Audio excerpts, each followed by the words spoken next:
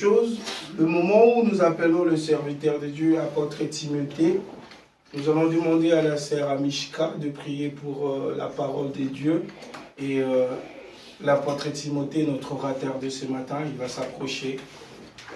On écoute la prière.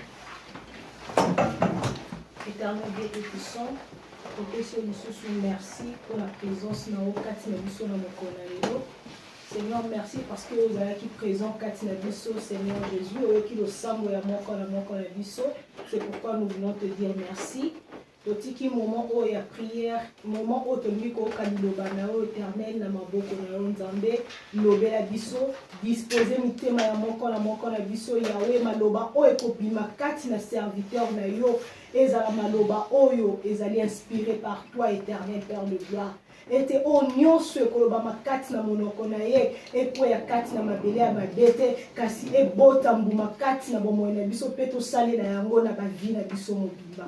Topesi merci, lobela biso, fongola matoi na biso, Seigneur, toyoka oyo bongisa kipo na biso na moko na lelo, dans le nom puissant de Jésus-Christ. Amen. Amen. Amen. Amen. Amen. C'est la joie aujourd'hui. Yes. Il fait chaud. Amen. Amen. Il fait chaud. Il y avait vraiment la chaleur ce matin dans l'adoration. Dieu nous a vraiment utilisé. L'Esprit de Dieu était au milieu de nous. Amen. Amen. Je bénis le nom du Seigneur Jésus-Christ. Amen. Je bénis la présence de chacun de nous. Amen. Pour ce matin, Dieu a disposé encore chacun de nous afin que nous soyons dans sa présence. Amen. Amen. Et sans plus tarder, nous allons ouvrir nos Bibles.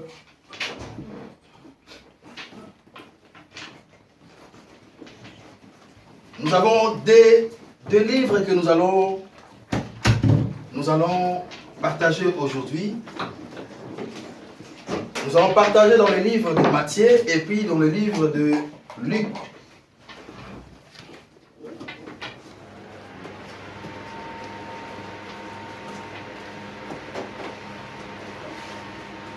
Et dans le livre de Luc, chapitre 18, verset 35 à 43. Et nous allons encore lire dans le livre de Matthieu, chapitre 9, verset 27 à 30. Et je vais inviter notre maman Nadine à pouvoir se lever pour nous faire la lecture dans le livre de Luc 18, 35 à 43. Nous lisons au nom de Jésus-Christ. Amen. Amen. Luc chapitre 18, versets 35 à 43. Amen. Comme Jésus approchait de Jéricho, un aveugle était assis au bord du chemin, en train de mendier. En attendant le bruit de la foule qui passait, il demanda ce que c'était. On lui répondit que c'était Jésus de Nazareth qui passait. Alors, il s'est mis à crier très fort: Jésus, fils de David, aie pitié de moi. Ceux qui marchaient en tête du cortège le rabrouèrent pour le faire taire, mais lui criait de plus belle: Fils de David, aie pitié de moi. Jésus s'arrêta et ordonna qu'on lui amène l'aveugle. Quand il fut près de lui, Jésus lui demanda: Que veux-tu que je fasse pour toi? L'aveugle lui répondit: Seigneur, fais que je puisse voir. Tu veux voir, lui dit Jésus. Parce que tu as cru en moi, tu es guéri. Aussitôt, il recouvra la vue et suivit Jésus en louant Dieu. En voyant ce qui s'était passé, toute la foule s'est mise aussi à louer Dieu. Amen. Amen. Et nous lisons encore dans le livre de Matthieu, chapitre 9, verset 27 à 30.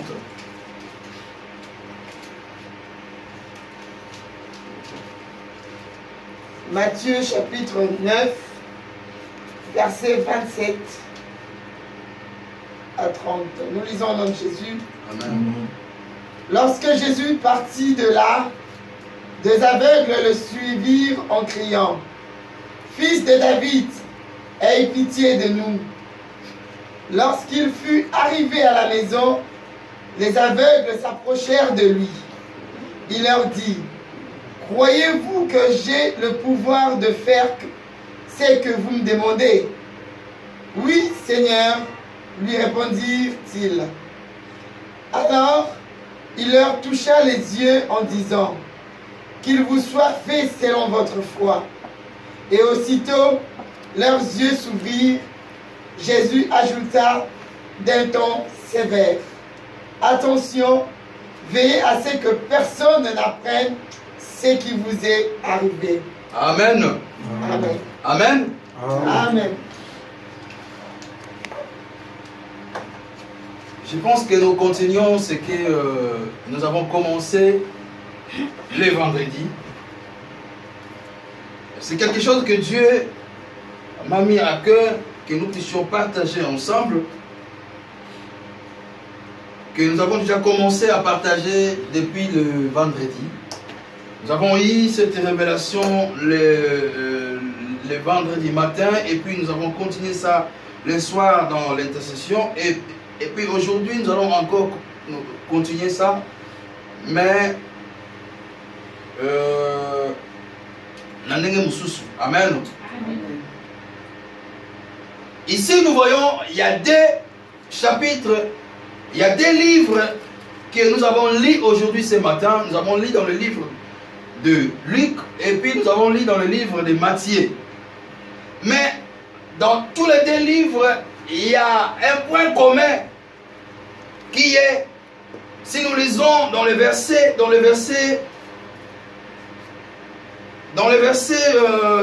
8, nous voyons que l'aveugle, il a crié Jésus, fils de David. Amen. Amen. Et si nous descendons dans le livre de Matthieu, nous voyons dans, dans le verset 27, la Bible nous dit, comme Jésus partait de là, des aveugles lui suivaient, cria et disant, fils de David. Amen. C'est le point commun que nous allons intervenir aujourd'hui, c'est le fils de David. Amen. Amen. Juste ces mots-là, ce nom-là, fils de David. Et c'est par là que j'ai intitulé mon message l'affirmation de l'identité. Amen. Amen. L'affirmation de l'identité. Bien aimé, l'aveugle, il a affirmé l'identité de Jésus-Christ. Amen. Amen. L'identité, aujourd'hui, je peux prendre l'exemple. Si tu passes dans la rue et quelqu'un t'appelle Exas, peut-être tu peux, mais si quelqu'un t'appelle Bakona, tu vas t'arrêter. Amen. Tu vas t'arrêter. Ah, Moutouana Ebingai. Amen. Amen. Et c'est la même chose avec Jésus-Christ. On dit Jésus-Christ passé avec les apôtres. Et quand Jésus-Christ venait de délivrer ou de réveiller la fille de Jairus, la Bible nous dit Jésus-Christ passait dans la rue et puis il y a les aveugles qui suivaient Jésus-Christ. Amen. Et dans l'autre côté, on voit que Jésus-Christ passait aussi. Mais il y a un aveugle qui a entendu dire que Jésus-Christ, c'est lui qui passe. Et l'aveugle a crié.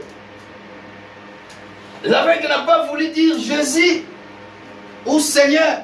Mais l'aveugle a zongisi kombo oyo Jésus-Christ a koki ko s'arrêter. Amen. Et l'aveugle a dit, fils de David, fils de David, aie pitié de moi. Amen. Amen. Fils de David, aie pitié de moi. Aie pitié de moi. Et la Bible nous dit,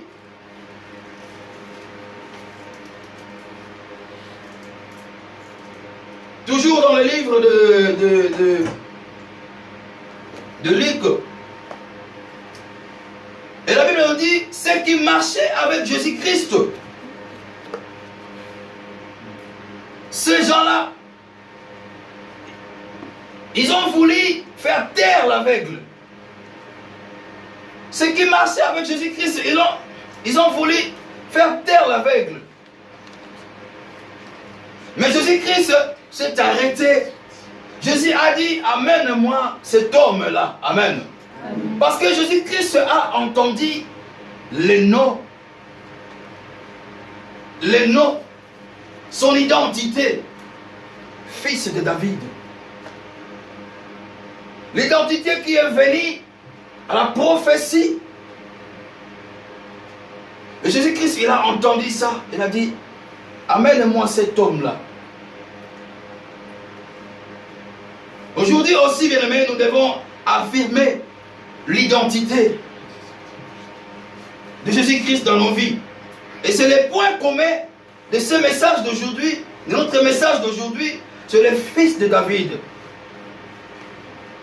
Le fils de David. Et cette expression-là, fils de David, bien aimé, c'était une façon populaire que tout le monde pouvait identifier Jésus au Messie.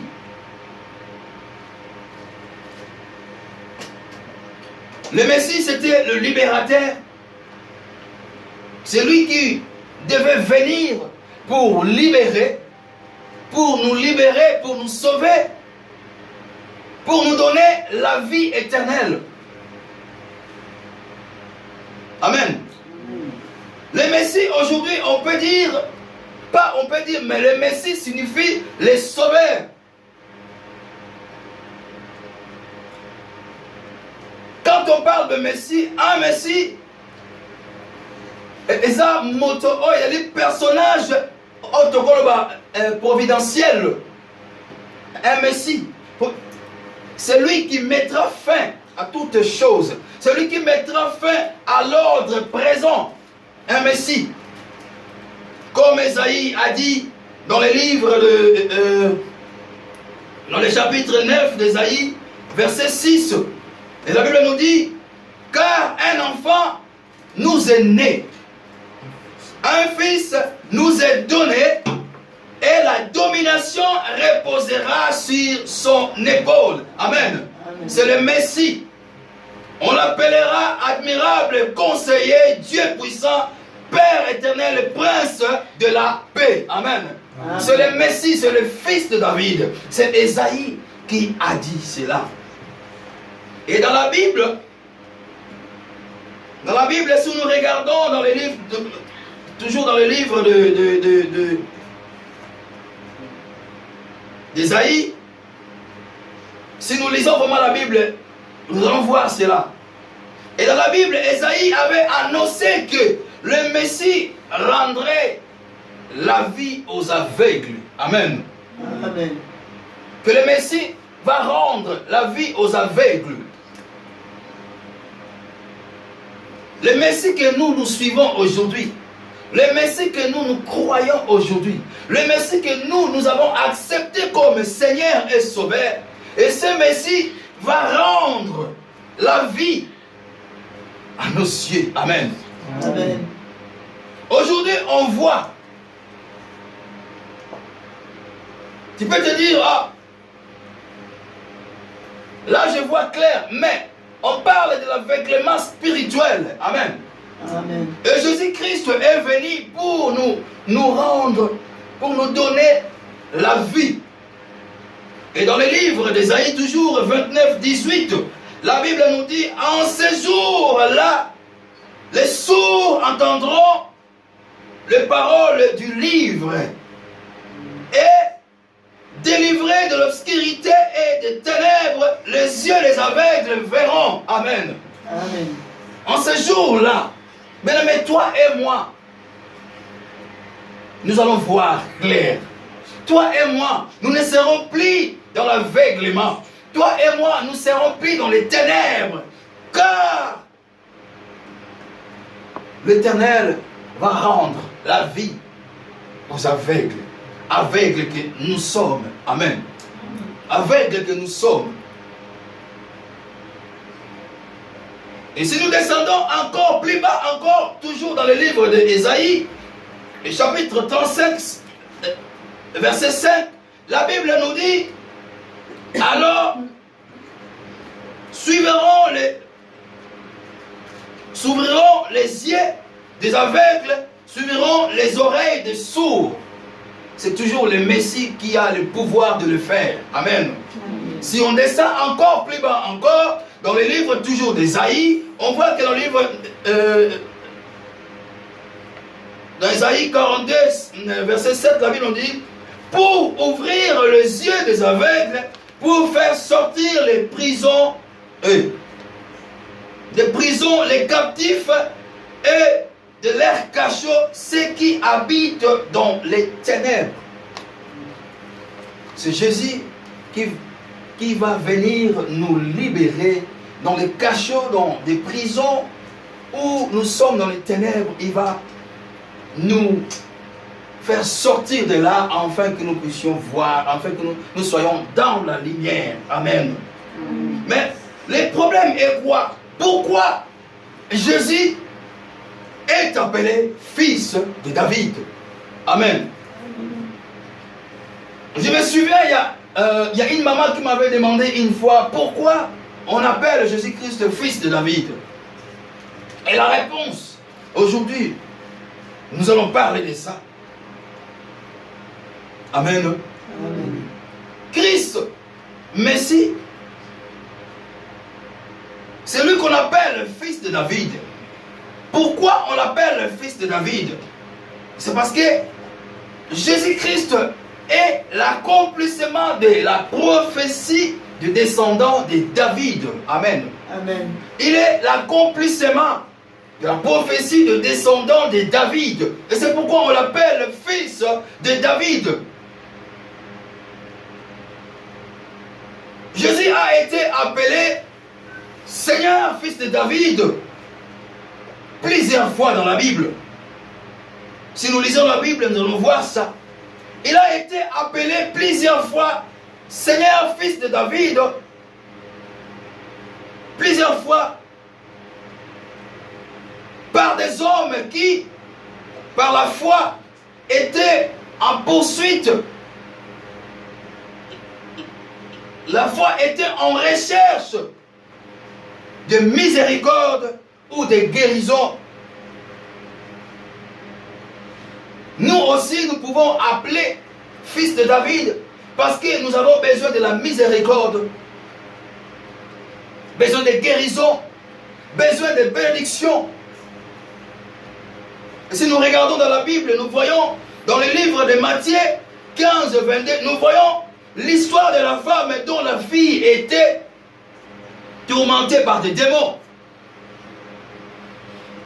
Et si nous lisons Matthieu 15, 22, maman. Matthieu 15, 22. Matthieu chapitre 15, verset 22.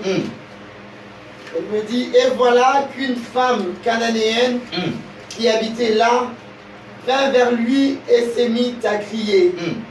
Seigneur, fils de David, aie pitié de moi. Ma fille est sous l'emprise d'un démon qui la tourmente cruellement. Amen. Amen. Seigneur, fils de David, aie pitié de moi. Et c'est ce que la femme a dit, parce que la femme cherchait la guérison, cherchait quelque chose par rapport à sa fille. Bien-aimé, quand tu rappelles ce nom-là à Jésus-Christ, Jésus va s'arrêter. Comme je disais, si tu passes et que quelqu'un t'appelle Lambda, bien-aimé, tu vas t'arrêter. Et c'est la même chose avec Jésus-Christ.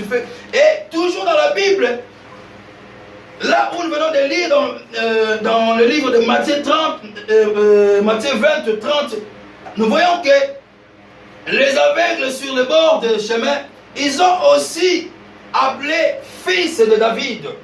Ils ont crié fils de David, aie pitié de nous. Et toujours dans la Bible, nous voyons, si nous descendons dans le livre de Marc 10, 47, nous voyons aussi l'aveugle Bartimée, il a crié aussi fils de David, aie pitié de moi. Amen. nous avons toujours des appellations. Seigneur et fils de David. Amen. Seigneur et fils de David. Mais aujourd'hui, quand on l'appelle Seigneur, ou quand tu l'appelles fils de David, déjà, l'appellation Seigneur bien-aimé, quand tu appelles Seigneur, on exprime, bien-aimé, notre conscience. Quand tu appelles Seigneur, nous exprimons notre conscience de sa divinité. Nous exprimons notre confiance à Jésus-Christ et sa divinité, de son autorité et de sa puissance, bien-aimé. Quand on dit Seigneur, donc tu exprimes sa divinité, son autorité et sa puissance. Mais par contre, quand tu dis fils de David, bien-aimé, on affirme qu'il est le Messie. Amen. On affirme qu'il est le sauveur, qu'il peut sauver. Amen. Amen. Aujourd'hui, on peut affirmer.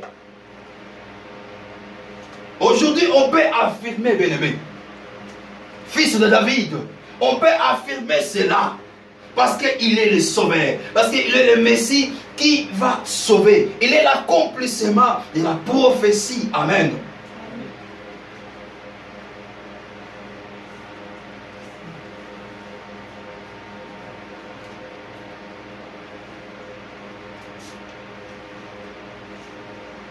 Les aveugles qui ont suivi Jésus-Christ, et la Bible nous montre que Jésus n'a pas répondu immédiatement.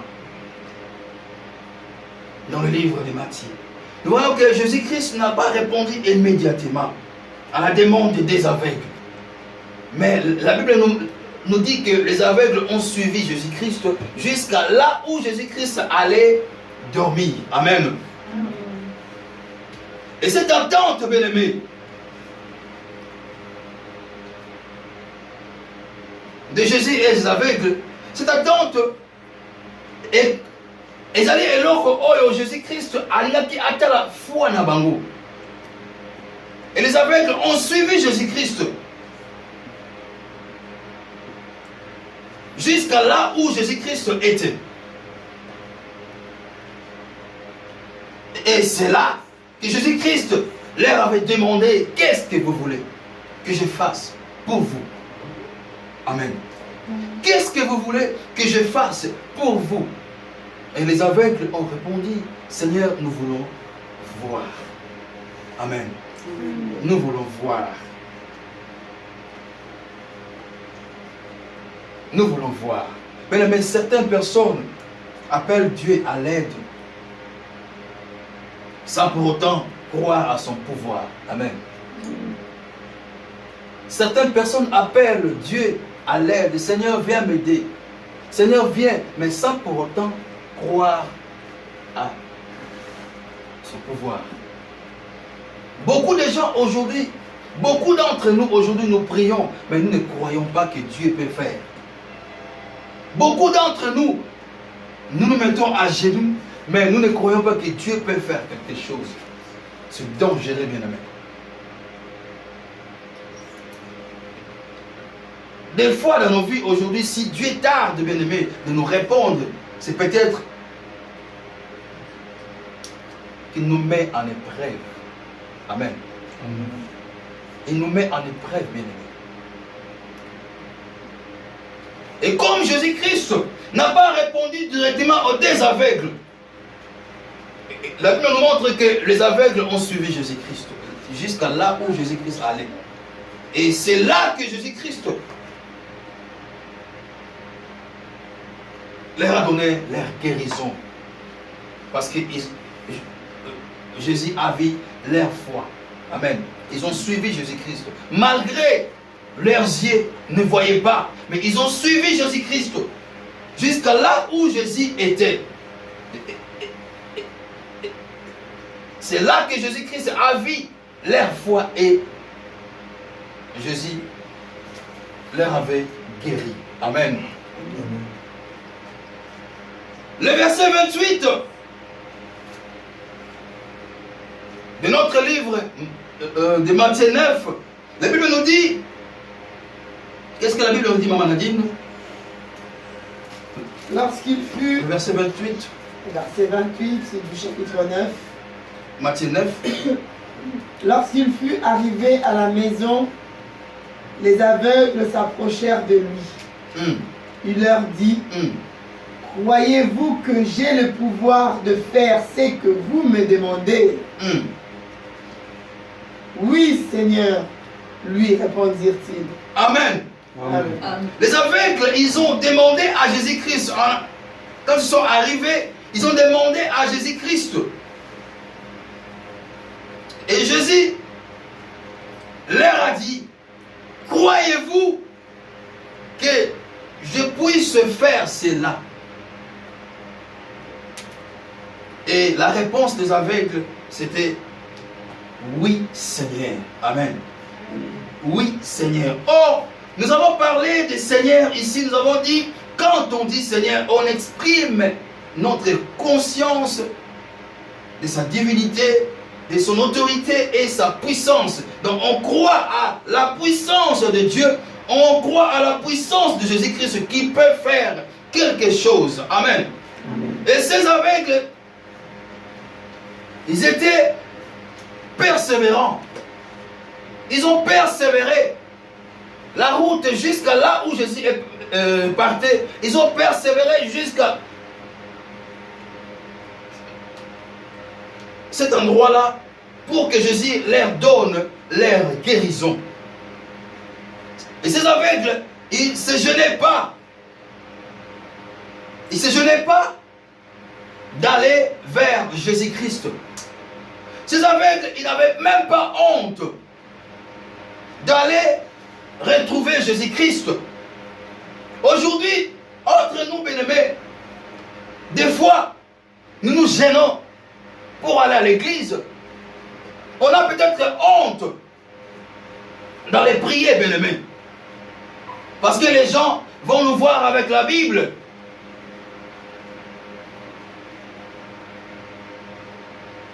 Mais ici, on nous parle des aveugles qui ne se gênaient même pas pour aller où Jésus-Christ logeait. Ils ne se gênaient pas. Ils ne se gênaient pas, pourquoi? Parce qu'ils savaient que Jésus-Christ peut guérir. Amen. Ils savaient que Jésus-Christ peut leur donner leur guérison comme il voulait. Et rien ne pourra leur arrêter pour parler à Jésus-Christ. Amen. Rien ne pourra les empêcher de parler à Jésus-Christ. Ils avaient la foi. La foi qu'on appelle la foi authentique. En action. Et nous aussi, nous devons avoir cette foi authentique en action, bien-aimés.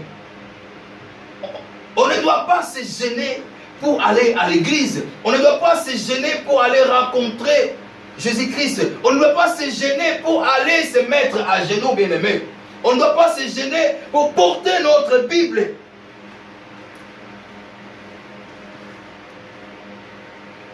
Cette parole, c'est ça qui est la guérison.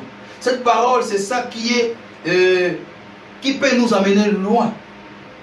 Cette parole, c'est ça qui nous ouvre les yeux. On ne doit pas se gêner pour porter ça. Parce qu'il y a du monde. La Bible nous dit, et quand les aveugles, quand l'aveugle a appelé fils de David, les gens qui étaient avec Jésus-Christ, ils essayaient de faire taire l'aveugle. Aujourd'hui aussi, il y a des gens qui essayent de nous faire taire, et de ne pas parler de Jésus-Christ, de ne pas crier, de ne pas confirmer, de ne pas affirmer le nom de Jésus-Christ. Est-ce que tu vas laisser la place aux gens là, ou tu vas continuer à crier? Car la Bible nous dit Ils ont crié encore plus fort, Fils de David, aie pitié de nous. Et à ce moment-là que Jésus-Christ s'est arrêté. Amen. Amenez-moi ces gens-là. Si nous croyons que Jésus-Christ est la réponse, bien-aimé, à tous nos besoins, ne laissons rien, ni personne, bien-aimé, empêcher de nous adresser à Jésus-Christ. Ne laissons rien ni à personne de nous faire taire, bien-aimé. Amen. Le verset 35 du livre de Luc 18, la Bible nous dit, ceux qui marchaient devant les reprenaient pour le faire taire. Mais il criait beaucoup plus fort, Fils de David, aie pitié de nous. Bien-aimés, nous pouvons avoir des obstacles, comme je venais de dire, des obstacles devant nous. Les gens peuvent nous intercaler pour ne pas que nous puissions faire sortir la voix. Mais nous devons mettre tous les obstacles là loin de nous. Et nous allons dégager tous les obstacles là loin de nous. Car si tu as besoin de la guérison, bien-aimé, et là, amen.